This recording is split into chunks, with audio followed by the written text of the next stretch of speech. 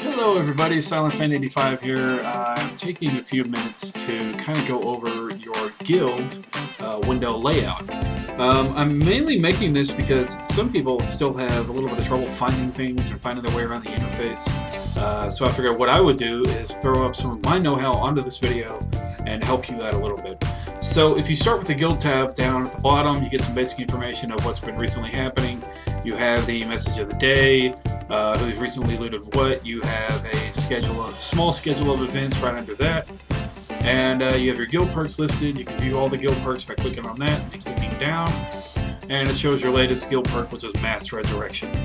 So it's just a brief little thing on the first tab. Your roster is where you can do a lot of stuff. It'll show both online, and if you check the show offline members, it'll show them as well. Now I have a fairly small guild, so my numbers are a little small. But with that said, if you go up to the view tab up here, you will have guild status, which will show you when the player was last online, their notes, their rank. You can go to guild activity for the week. It'll show you the top contenders for guild activity within a week span, the last 7 days. And guild activity total, since the guild was either founded or transferred. If you have an older guild and you transfer it to a new server, or if you faction change, that does reset, so that's something to keep in mind. Achievement points, it'll show you who has the most in the guild. You can look at who has the most in my guild, which is currently me, the GM, at 8,730.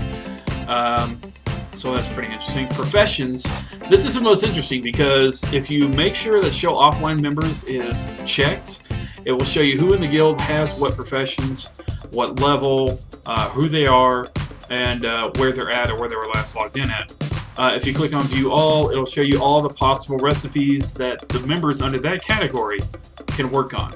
Now, mine's going to take a little bit to load, so I'm not going to worry about that.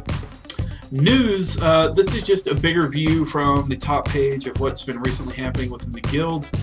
You can set filters such as raid encounters, epic items looted, guild levels, epic items purchased, guild achievements, stuff like that. And it's just a very broad list of what's going on. Rewards, this is stuff that has been earned or can be earned, and it will show you how. For example, Recipe Cauldron of Battle requires a Mixmaster achievement, which is to create 1,000 Cataclysm flasks. The reason I don't have that is because we were working on it, but unfortunately right around that time is when the guild started kind of going downhill before I transferred it. So, little backstory on my guild. It also shows you all the heirlooms, how they can be unlocked with certain achievements.